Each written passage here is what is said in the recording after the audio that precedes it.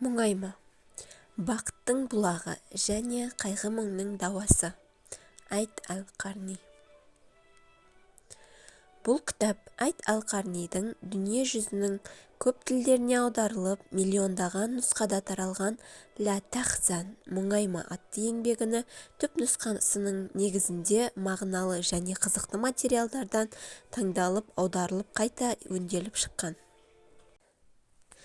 Уа жаратқан Алла! Аспан әлеміндегі және жердегі әрбір тіршілік иесі мұң-мұқтажын бір Алладан сұрайды. Ол күн, яғни сәт сайын іс үстінде, яғни ол болмысты бір-ақ рет жаратып қоя салған жоқ. Ол болмысты жоқтан жаратып, қайта жоқ қылып, қайтадан жаратып, сәт сайын өзінің ұлылығын, шексіз құдіретін, ілімін, теңдессіз шеберлігін және басқа да көркем есімдері мен сипаттары паш етуде. Рахман сүресі 29 аят. Қашан теңізде қатты жел болып, таудай толқындар кемені суға толтырса, кемедегілер «Уа жаратқан Алла!» деп айғайлай бастайды. Керуен бағытын жоғалтып, не жалғыз жолаушы шөлде жолынан адасса, «Уа жаратқан Алла!» деп жалбарына бастайды. Қатты қайғы, ауыр мұң басса, бәлеге душар болып, басқа күн түссе, кесел-кесапатқа ұшыраған адамдар «Уа жаратқан Алла!» деп оған жалбарынады. Пенденің алдында барлық есіктер жабылып, қолынан еш нәрсе келмей, кедергіге ұшырағанда, ол «Уа жаратқан Алла!» деп жалбарына бастайды. Әрқашан кең дүние саған тар болып, жан дүниең жабырқап, айла шарығын құрғанда, «Уа жаратқан Алла!» деп оған сыйын, бауырым. Сені естідім, жаратқаның бүкіл жерде, кесел-кесапат торуылдап, жанға мүшкіл түскенде, таңды тосып атыңды атап жалбарсам, таң жарқырап күлкі үйірілді жүздерге. Шын жүректен шыққан асыл тілек, жақсы сөздер Аллаға жетіп тұрады. Шынайы көз жасымен жуылған ықыласты дұғалар, жан жүректен шыққан мінәжат, оның дәргейінде қабыл болады. Мұқтаждардың кездері оған телміріп, қолдары оған ұсынылады. Қиын уақыттарда кім болса да одан жәрдем сұрап жалбарынады. Алланың есімін бұл дүниеде миллиондаған адам тоқтаусыз қайталап тұрады. Оны еске алу жүректерді жібітіп, жан дүниені тыныштандырады. Көңіл марқайтқан тыныштық сезімін алып келеді және күшті сенім пайда қылады. «Уа жаратқан Алла!» дегенде бәрі өз орнына келеді. Жүрек жайбарақат бір қалыпта қаға бастайды. Қорқыныштар ақырындап жойылып, қара бұлттың арғы жағынан жарық күн көрінеді. Қараңғы түнелдің келесі бетінен жарық шұғыла пайда болады. Алла құлдарына өте шарапатты, қалағанына қалағанша ризық береді. Шура сүресі 19 аят. Алла тағала жақсы мағыналарды өзіне қамтыған ең әсем есім. Ол күллі аспан әлемі мен жер және екеуінің арасындағы барлық нәрсенің Раббысы, жалғыз иесі. Ендеше оған құлшылық қыл және құлшылық қылғаныңда сабырлы әрі табанды бол. Оған аттас хамтен келетін біреуді білемісің? Мариям сүресі 65 аят. Алла тағала еш нәрсеге мұқтаж емес және мәңгілік күш-қуат, ұлылық және кемеңгерлік иесі.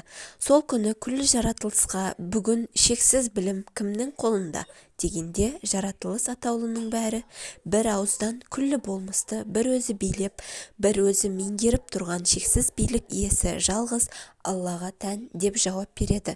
Мумин сүресі 16 аят. Алла тағала мейірімді және қорғаушы, қолдаушы және құтқарушы, сүйкімді және қамқор. Сендердегі әрбір жақсылық Алладан. Ниса сүресі 79 аят. Алла тағала ұлы және құдіретті билік иесі. Даңқтап сені бітіре алмаймыз, жаратқан. Қанша айтсақ та жарлымыз сөз жақтан. Ұлылығың, ұлықтығың алдында ақыл-ойдың шегі әлсіреп бара жатқан. Уа жаратқан Алла! Қапаның орнына сүйініш, қайғының орнына қуаныш бере көр. Қорқыныш туа қалса өсендікке айналдыра көр. Уа жаратқан Алла! Жүректерімізді қайғырудан, күмәнданудан арылта көр. Біздегі қорқыныштардың алау жалынын иман суымен өшіре көр. Уа Алла! Ұйқысы қашқан көздерге тәтті ұйқы бер. Жайсыз жанымызға тыныштық бер. Жәрдеміңді тездете көр. Уа жаратқан! Адасқан азапты жолдан айқын жолға шығуға, жан жаққа қарайлап адасуға, арылуға мүмкіншілік бер. Бізді тура жолыңа сал. Уа Алла, бізді шайтанның азғыруынан сақта, жүректерімізге ақиқат нұрын кіргізе көр. Уа Алла, бізді қайғы-мұңнан арылтып, қорқыныштан және қайғырудан құтқара көр. Сенен басқалардан қорқудан, сенен басқалардан үміт етіп сүйенгендерден, сенен басқаларға алақан жаюдан өзің сақта. Сен біздің қорғаушымыз, сүйенер сүйенішімізсің. Бақытты өмір сүр. Иман мен жақсы іс, бақытты өмір сүрудің кілті. Бұларды есіңде бекем тұт. Ілім білім ізде, көп оқы, өйткені кітап оқу қайғы-мұңнан арылтады. Тәубе қылып жаратқаннан кешірім сұрауды үзбе. Аллаға қарсы келуден қаш, өйткені күнәлар өміріңді улайды. Құранды әрдайым ой жүгіртіп оқып тұр, және әрдайым Алла тағаланы еске алып жүр.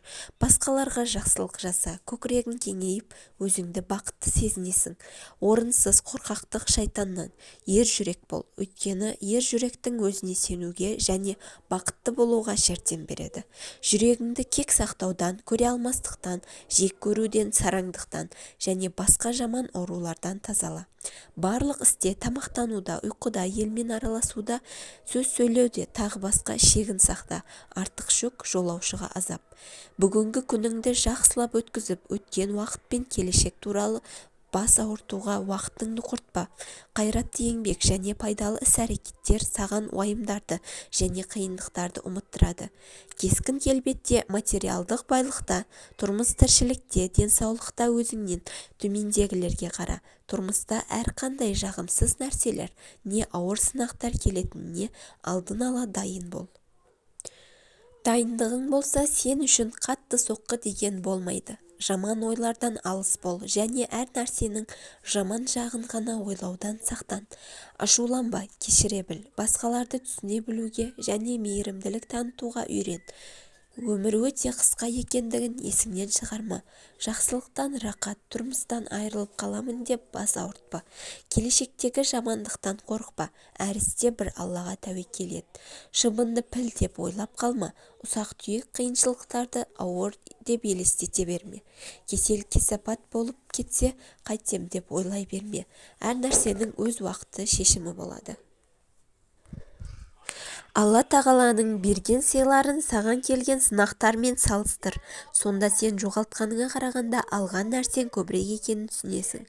Қайғыға батқан болсаң, өзің және айналаң үшін қандай жақсы нәрсе жасай алатыныңды ойла да, жұмысқа ықыласпен кірісіп кет. Егер де біреу саған жаман сөз айтса, оның сөздері саған емес, өзіне зиян алып келерін біл.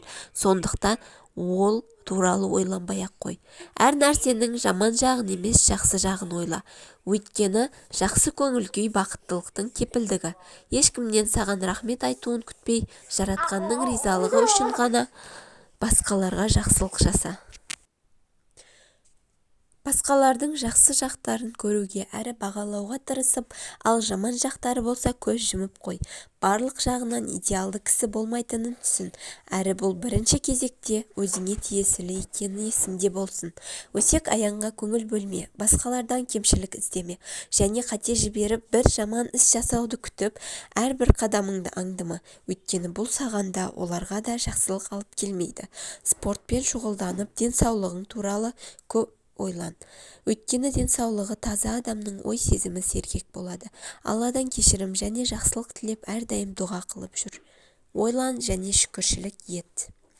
Жаратқан Алла өзіңе берген жақсылықтар туралы ойлан. Сонда сен жақсылықтарға батып, олар сені қоршап тұрғанын байқайсың. Ол сендерге өзінен сұраған нәрселерінің бәрін берді. Бергені соншалық, егер Алланың нығметін санайтын болсаңдар, санына әсте жете алмайсыңдар. Ибрахим суресі 34 аят.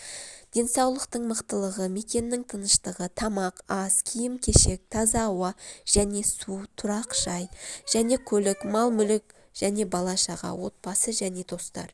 Сенде барлық байлық бар, бірақ сен оны сезбейсің де байқамайсың.